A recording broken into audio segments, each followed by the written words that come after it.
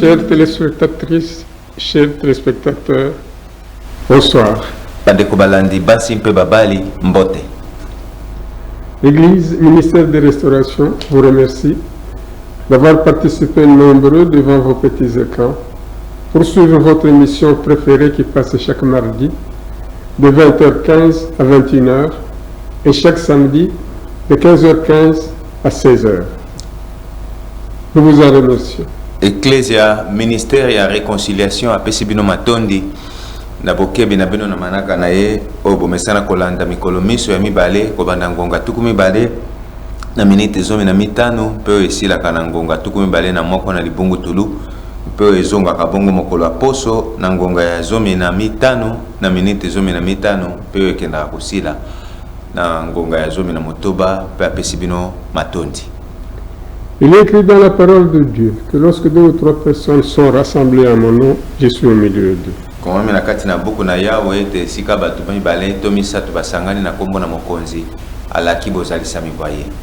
Nous saluons la présence du Saint-Esprit au milieu de nous et notre prière est qu'il prédispose chacun de nous à suivre très attentivement cette émission.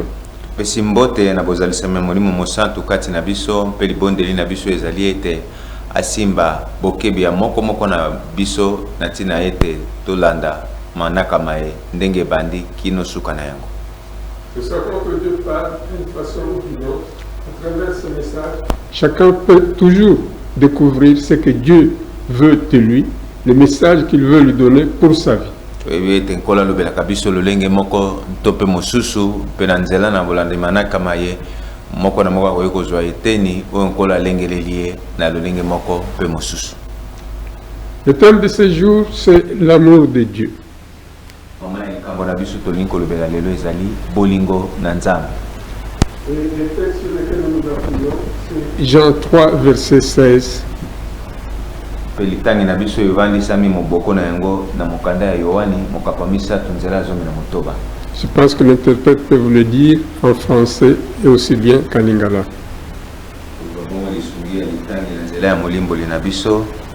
Mpo ete Yahweh alingaki mokili mingi mpe atindaki mwana na ye moko ya linkinda na tina ete ye nani akundimela ye abebisama te kasi azwa bomoi ya seko.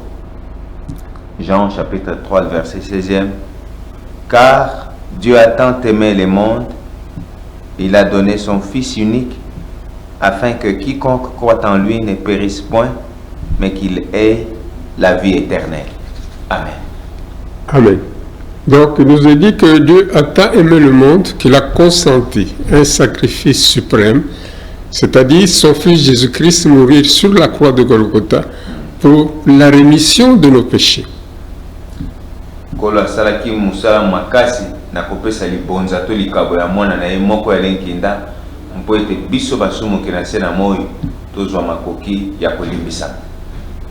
Nous savons que lesquels péchés ont été commis par nos premiers parents qui ont été trompés par l'ennemi qui leur avait dit qu'il fallait manger les fruits de l'arbre de la connaissance du bien et du mal et qu'ils deviendront comme Dieu.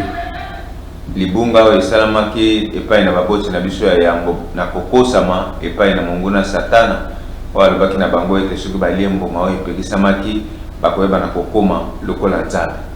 Ils ont mangé ces fruits, c'est vrai, mais ils ne sont pas devenus comme Dieu, mais ils ont transgressé la loi de Dieu. La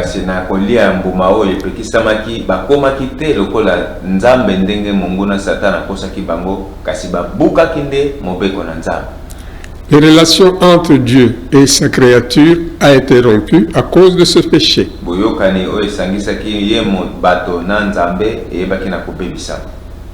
Voilà pourquoi Dieu a consenti ce sacrifice suprême pour sacrifier son Fils afin qu'il puisse rétablir donc ces relations entre Dieu et sa créature.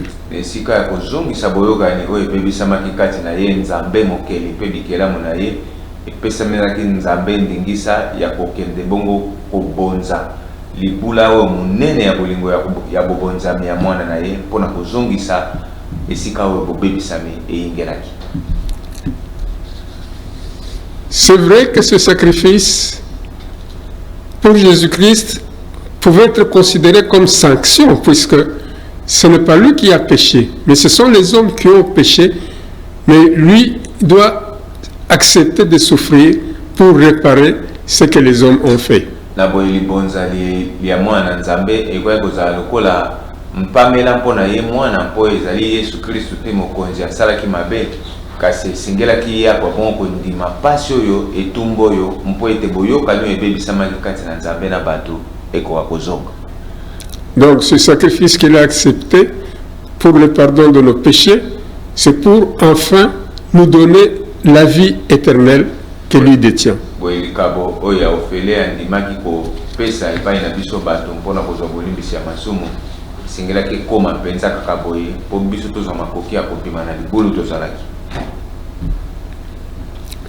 Maintenant, nous devons nous demander cette vie éternelle qu'il va nous donner.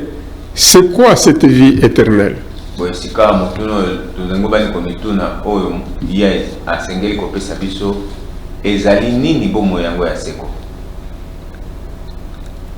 ne faut donc pas confondre la vie éternelle avec les prolongements de notre vie mortelle ici sur la terre et au moment où nous mourons.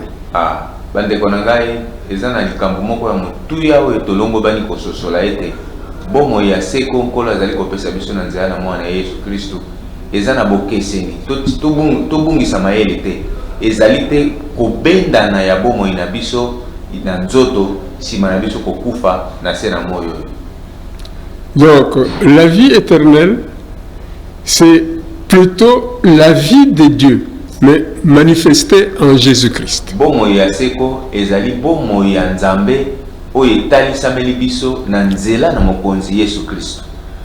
La vie éternelle a ses avantages que notre vie actuelle, notre vie mortelle n'a pas.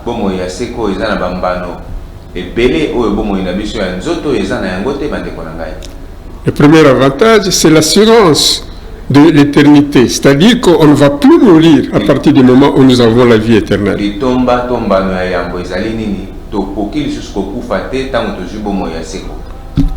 Le deuxième avantage, on ne peut pas connaître encore de maladie.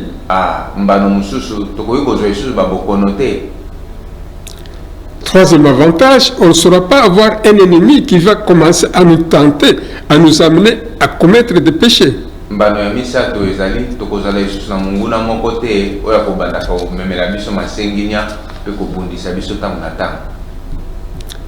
fait, ceux qui ne connaissent pas Christ agissent comme s'il n'existe rien au-delà de leur vie sur cette terre.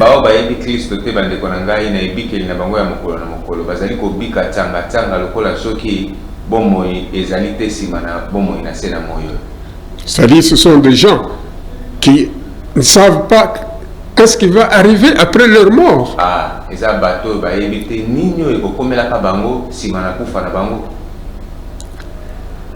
Mes frères et mes sœurs,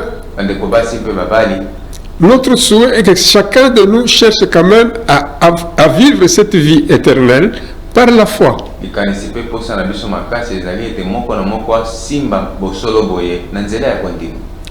Mais qu'est-ce que cela signifie, vivre cette vie éternelle par la foi?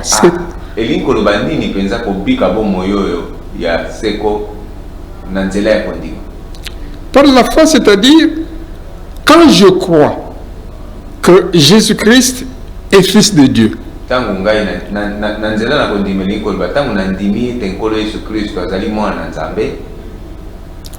par la foi, c'est-à-dire, quand je crois que Jésus-Christ est mort sur la croix pour la rémission de nos péchés.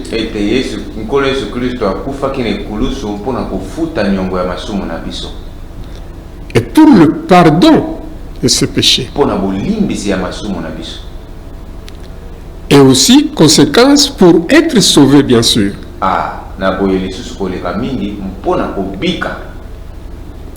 Mais nous avons répété plusieurs fois, il faut croire que Jésus-Christ est Fils de Dieu. Il faut croire que Jésus-Christ est mort sur la croix pour le pardon de nos péchés. Il faut croire que Jésus-Christ est mort sur la croix pour nous sauver. Mais les verbes croire là, quel est le sens profond de ce verbe croire? mbala mingi tobeti sete pe tozongeli yango esengeli kondima Yesu Kristo azali mwana nzambe, Yesu Kristo azali motindami na nzambe, Yesu Kristo akufaki mpona masumu na biso. Kasi tango nyonso to liloba oyo ezali kozonga esengeli kondima, mozindo to mosanda ya likambo penza ezali nini?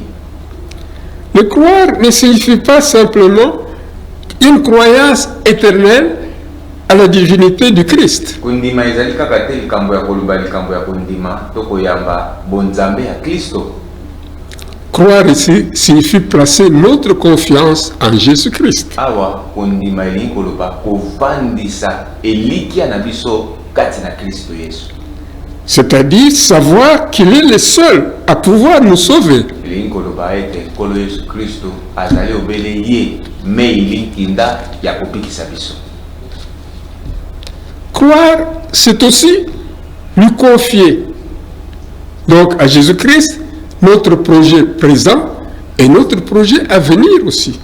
Elingi koloba ete kondimela kolo Yesu Kristo kotiela ye motema kolikia na manaka maye masikawa mpe mayema koya sika. Croire, c'est aussi à la fois Elingi mpe kolakisa accepter que la parole du Christ soit fiable. Kondima solo ete maloba na Nzambe maloba na Kristo malongo bani kotiela motema. Croire signifie compter sur la puissance que contient cette parole pour nous transformer. Kondima ete maloba oyo ezwami kati na maloba na Kristo elongo bani kotiela motema peza na nguya mpe makoki ya kobongola biso. Si nous n'avons pas confiance en Christ, accrochons-nous plutôt à la promesse de vie éternelle qu'il nous donne. Et croyons à cela. Alors, il y a certaines personnes qui ne croient pas en Dieu, qui ne croient pas à Christ, mais qui font foi donc à ce qu'ils possèdent.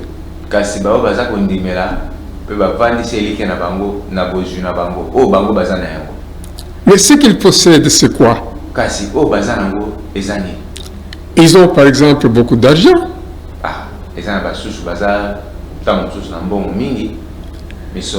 Ils ont parfois beaucoup de biens matériels. Alors, quand ils ont beaucoup d'argent, ils pensent que leur avenir est assuré avec cet argent, mais ils se trompent, ils oublient que leur vie n'est pas contenue dans l'argent, mais leur vie se trouve entre les mains de Dieu.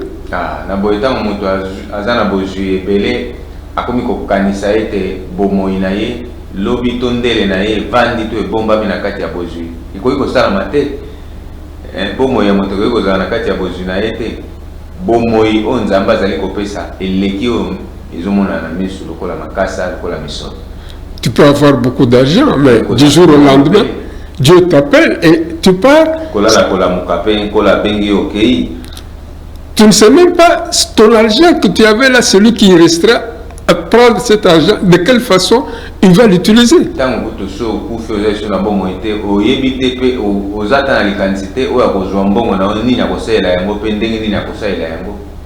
Donc, cet argent ne va pas t'accompagner après ta mort.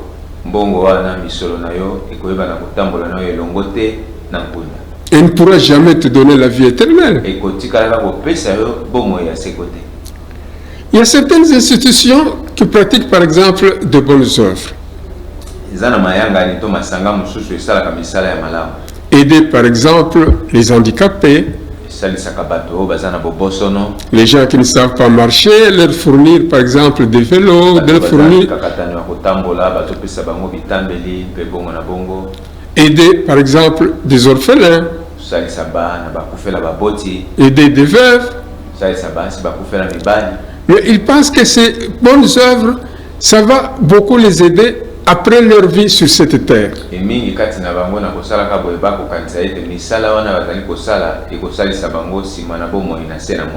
Faire de bonnes œuvres, c'est tout simplement un acte de charité qui montre ce que Dieu nous a toujours demandé, qu'il faut vous aimer les uns les autres. kosala misala ya malamu ya motindo boye ezali kaka nkokisama ya maloba na Nzambe oyo ezali kosenga to kotindika biso na kosala misala malamu.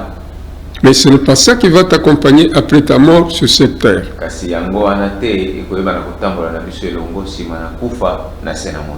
Puisqu'il y a des personnes, par exemple, qui font de bonnes œuvres, mais leur vie spirituelle ne marche pas conformément à la parole de Dieu. Eza na bato bazosala misala wana ya boboto ya bolamu epai na bato kokabela kozongisa kosala boye kasi bomoi na bango na molimo bandeko ekokani eza kotambola ta mokete engebene na maloba na Nzambe.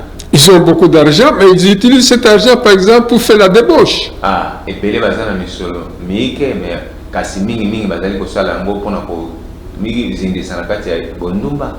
Ils ont beaucoup d'argent, peut-être cet argent ils l'utilisent encore pour faire du mal à d'autres personnes. Bayiki baza na misolo kasi misolo miango baza kosala yango mpona kosala mabe koleka epa na bato basusu. Donc vous voyez que ce qui compte, ce n'est pas le fait d'avoir beaucoup de biens matériels, tout cela, mais ce qui compte, c'est de savoir marcher conformément à la parole de Dieu. Na boye tundimisa misolo ete oyo eza motuya ezali te kozala na misolo yango ebele kasi motuya mingi koleka ezali kotambola engebene na maloba na Nzambe. Il y a d'autres qui font foi, par exemple, à leur habileté, c'est-à-dire leur intelligence.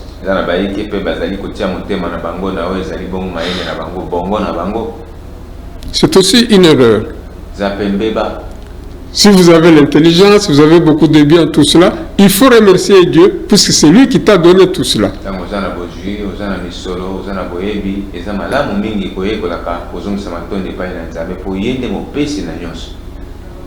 Donc, nous devons savoir que seul Dieu peut nous sauver. Nous sauver de quoi? De la condamnation éternelle. Puisque sur cette terre, nous sommes comme des pèlerins, nous sommes comme des voyageurs. Après ta vie sur cette terre, tu dois retourner auprès de celui qui t'a créé et expliquer, montrer de quelle façon tu as vécu sur cette terre.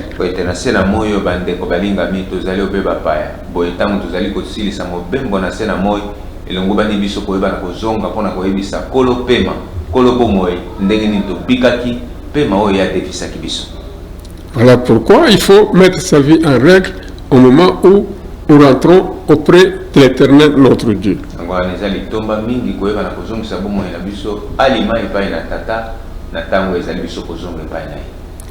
Croire en Dieu, c'est reconnaître notre incapacité d'obtenir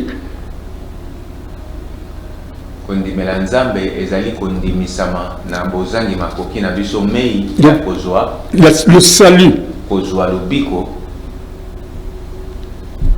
par nos propres efforts. Croire en Dieu, c'est reconnaître notre incapacité de lui demander de faire son œuvre en nous.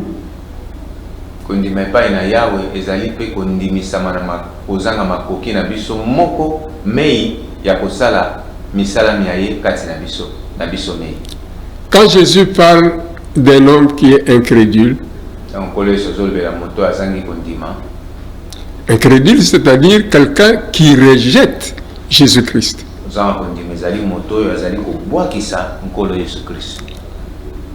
Ou bien qui ignore complètement l'existence de Jésus-Christ.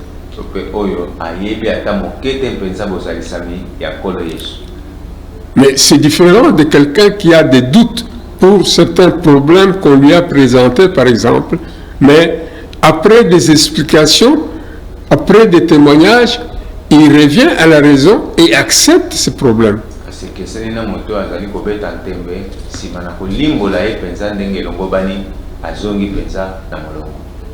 Ici, nous pensons par exemple à l'apôtre Thomas. Quand Jésus-Christ a apparu à ses collègues, lui était absent. Et au moment où il est revenu, on lui a fait le rapport. Il a dit qu'il ne peut pas croire aussi longtemps qu'il n'a pas vu les traces de plaies dans les mains de Jésus-Christ, ni sur ses pieds.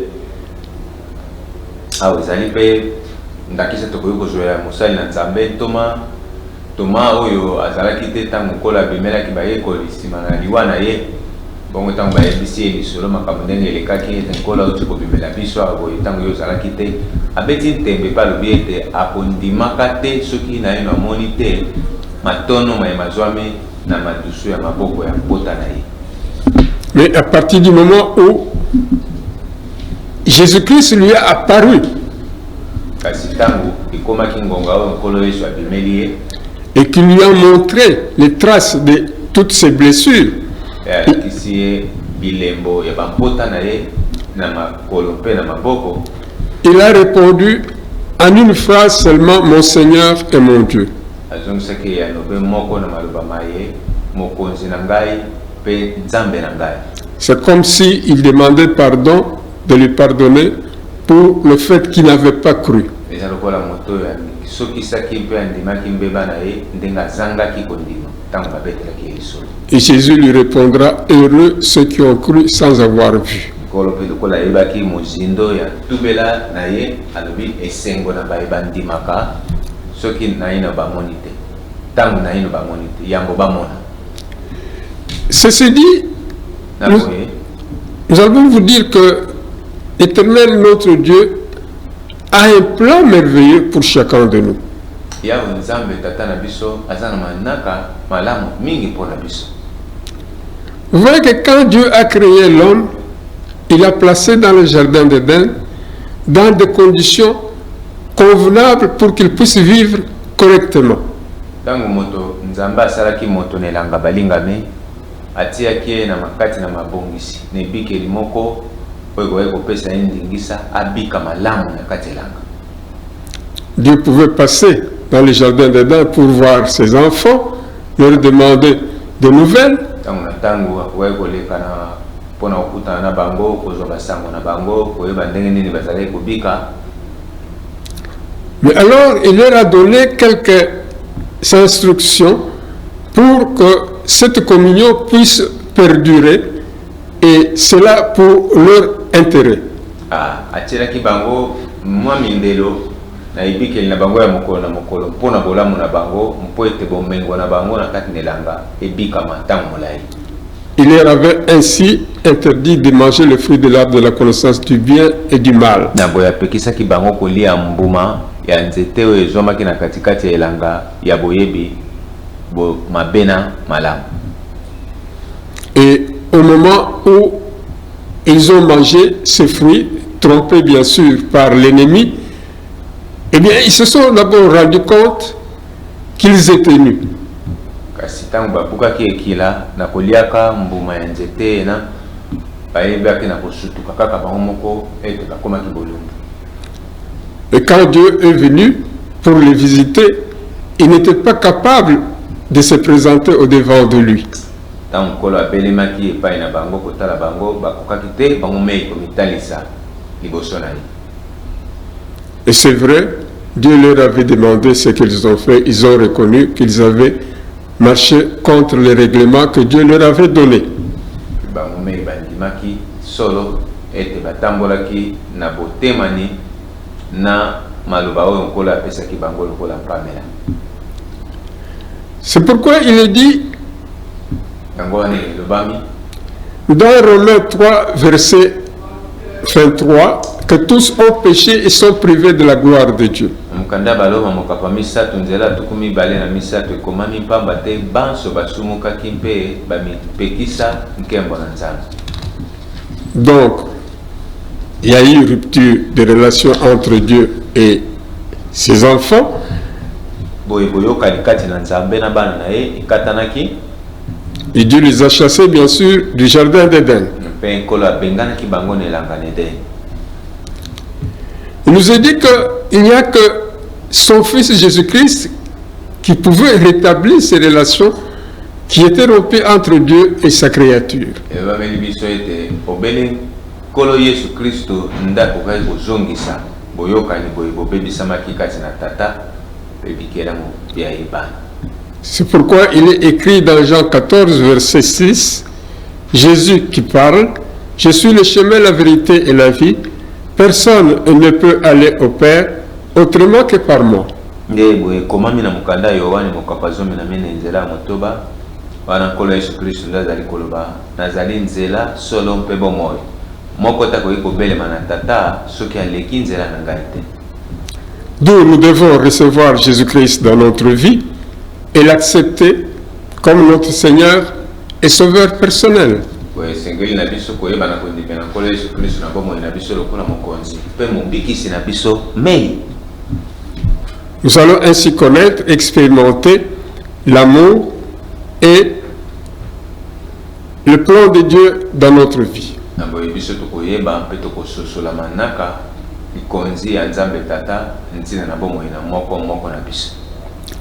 Comment allons-nous recevoir Jésus-Christ dans notre vie?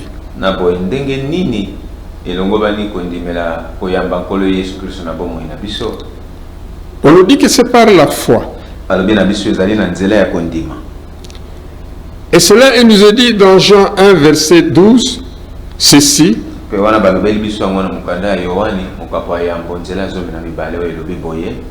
Mais à tous ceux qui l'ont reçu, à ceux qui croient en son nom, il a donné le pouvoir de devenir enfants de Dieu.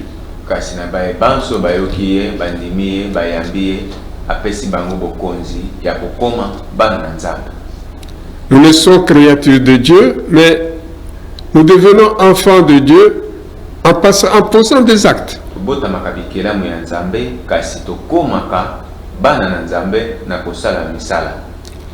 C'est-à-dire en recevant Christ, en croyant en son nom et en l'acceptant dans notre vie.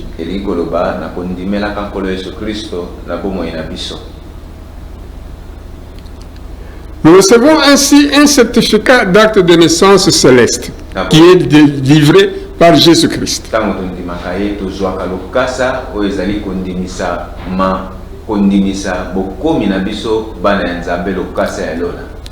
Ce certificat nous donne donc ainsi le pouvoir de devenir enfant de Dieu.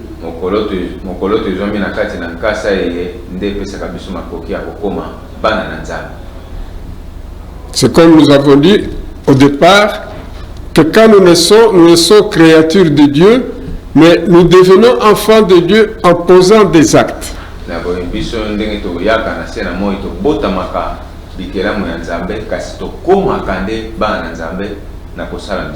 Et ce sont ces actes, bien sûr, qui ont permis à Jésus-Christ de nous donner ce certificat d'acte céleste, ce qui a fait que nous avons changé donc notre nature de créatures de Dieu pour devenir enfants de Dieu.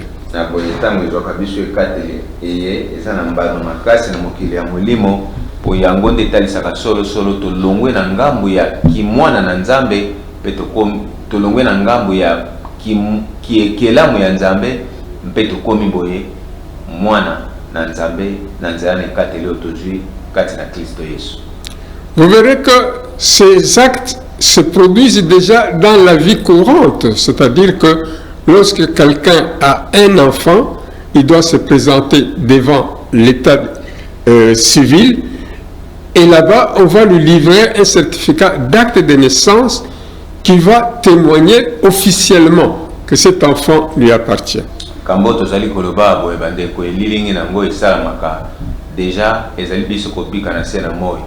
Tangu moto aboti aza moboti akomi na mwana aboti akenda komitalisa liboso ya officier de l'état civil epai wapi na ba service wana akokende kotatola ete yende papa ya mwana mpembola matari ya jeu ekateli ya kopesa ye lokasa oyo babengi na kombo ya lokasa oyo ezali kondimisa botata ya mwana mpe bomwana ya mwana.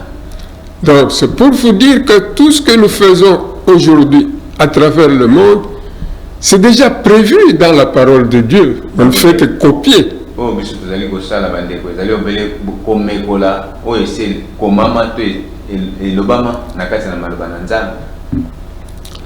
Dans le livre de Romains 10, verset 9, il est écrit ceci. Quand je confesse de ma bouche le Seigneur Jésus,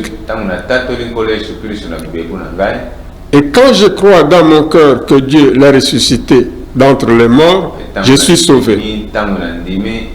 motema na ngai ete nkolo asekwisaki ye kati na bawa na bikisami. Nous voyons aussi par la suite dans Apocalypse 3, verset 20, ce qui est écrit.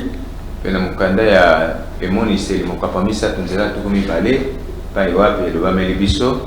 Voici, je me tiens à la porte de ton, je me tiens à la porte et je frappe.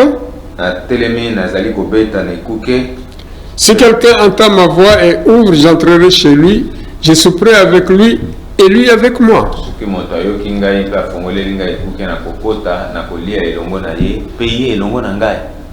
C'est-à-dire que ici, Jésus-Christ est présentement en train de frapper à la porte de ton cœur.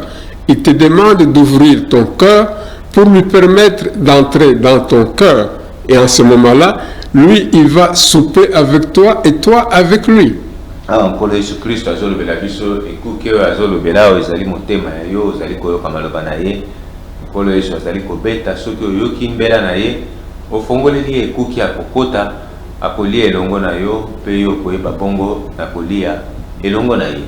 C'est-à-dire qu'ici, Jésus-Christ nous demande de l'accepter comme notre partenaire.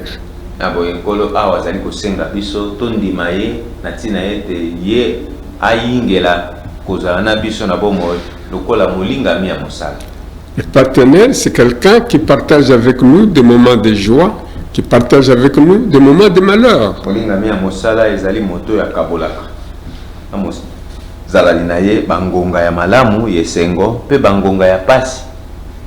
Sur cette terre, on ne peut pas trouver quelqu'un qui n'a jamais connu des difficultés.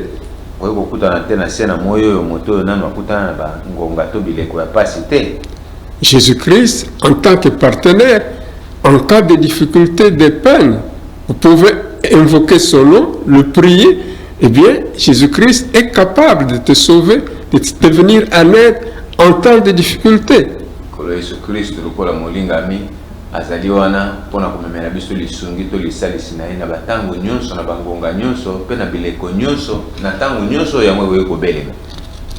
Donc, c'est une opportunité qu'il nous donne, qu'il ne faut pas rater. Si jamais tu n'as pas encore expérimenté cette expérience d'accepter Jésus-Christ dans ta vie comme ton Seigneur, ton Sauveur personnel, l'occasion vous est donnée en ce moment précis. Nous ferons des prières et il faut vous décider aussi à faire ces prières pour inviter Jésus-Christ à venir entrer dans votre vie, dans votre cœur.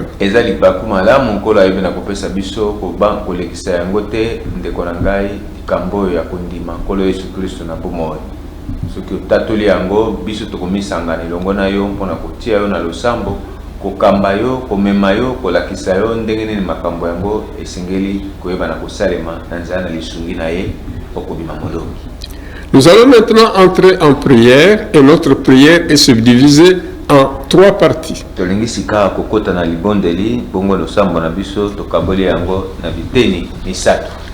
La première partie parle de l'acceptation de Jésus-Christ comme notre Seigneur et Sauveur.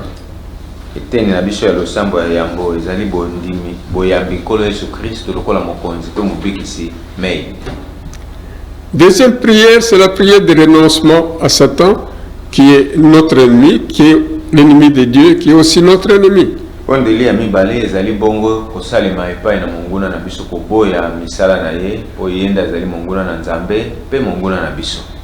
La troisième prière est adressée au Saint-Esprit, c'est la prière donc d'action de grâce.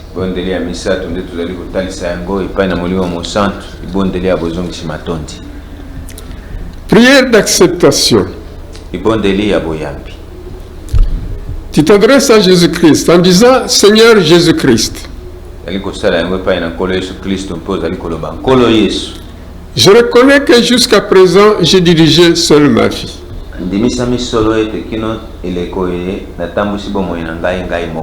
Et je te demande pardon pour cela. Je reconnais que toi, tu es mort sur la croix de Golgotha à cause de mes péchés.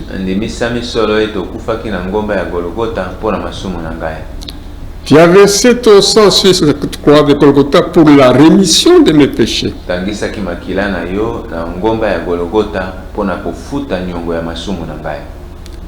pour que je puisse avoir accès à la vie éternelle.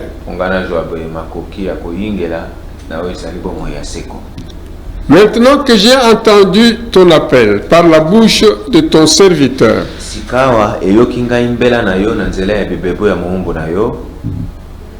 je t'invite à venir entrer dans mon cœur, à venir entrer dans ma vie. Je te reçois avec joie. Je t'accepte comme mon Seigneur et mon Sauveur personnel. Je te confie la direction de ma vie.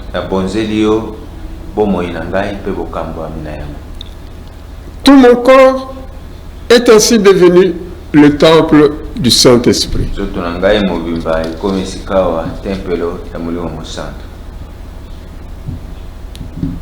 Donc je ne peux vraiment rien décider dans ma vie sans avoir demandé est-ce que ce que j'ai fait plaît à notre Seigneur Jésus-Christ ou pas.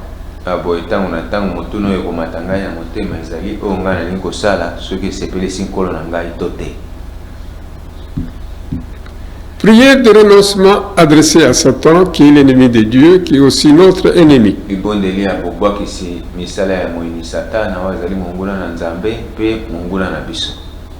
Toi, Satan, je t'informe qu'à partir de ce soir, mon frère et ma soeur, nous avons donné notre vie à Jésus-Christ.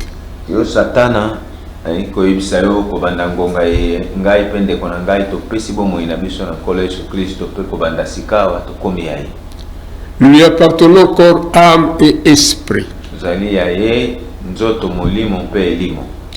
Nous renonçons à toutes tes œuvres. Nous te chassons de nos vies, de toutes nos familles et de tout ce que nous entreprenons, du travail que nous faisons. Nous te signalons qu'à partir de ce moment, mon frère et ma soeur, qui avons donné notre vie à Jésus-Christ,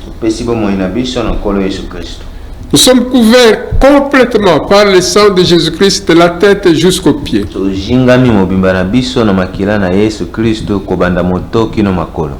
Et ce sang nous protège contre toute flèche enflammée de l'ennemi, quelle que soit son origine, quelle que soit sa puissance.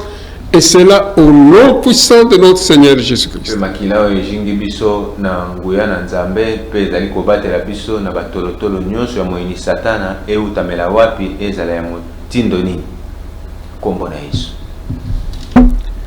Maintenant, la troisième prière s'est adressée au Saint-Esprit, qui est la prière d'action de grâce. Avant sa mort, notre Seigneur Jésus-Christ, il avait dit à ses disciples, il est avantageux que je m'en aille auprès de mon Père vous chercher de la place.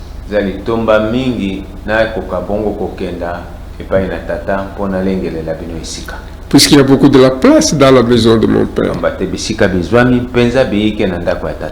C'est à partir de ce moment que mon Père vous enverra un autre consolateur.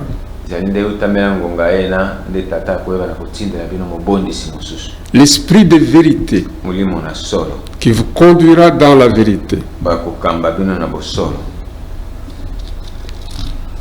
Cher Saint-Esprit, nous te recevons avec joie. Déverse sur nous ton onction. La onction nous permettra de ne pas nous éloigner de la volonté de l'Éternel notre Dieu.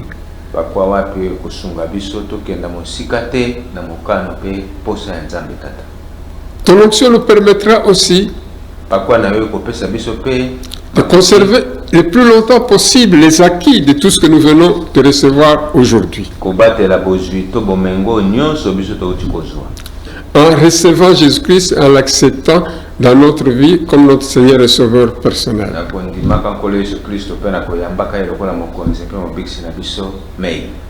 Mon frère et ma soeur, que Dieu vous bénisse Qu'il bénisse également toutes vos familles. pambola pe longo mabota mabino manso. Nous souhaitons que la fois prochaine, vous puissiez encore venir suivre nos émissions. Pesi bino elaka ete mbala ya sima okoka lisusu kobelema kolanda manaka na biso. Vous n'allez pas venir seul, mais vous venez avec d'autres membres de votre famille et même des amis pour qu'eux aussi viennent venir entendre cette parole de Dieu qui est vraiment la parole du salut. Obelema bino mokote oyana bandeko ya libota boni bonite ko bwaka mbela tana baningo ya bino mei atina ete tongo moko sungama na maloba oyo pamba te maloba oyo eza maloba ya bomoi eza na makoki ya kosela biso pe komemela biso bolamu meke. Soyez heureux chez vous. Omela na sengwe pa na bino. Que Dieu vous bénisse. Tikete nkolo apambola bino. Et à mardi prochain. Ndena ngolo na yeto kutani okolo ya mibale ezali koya. Amen. Amen.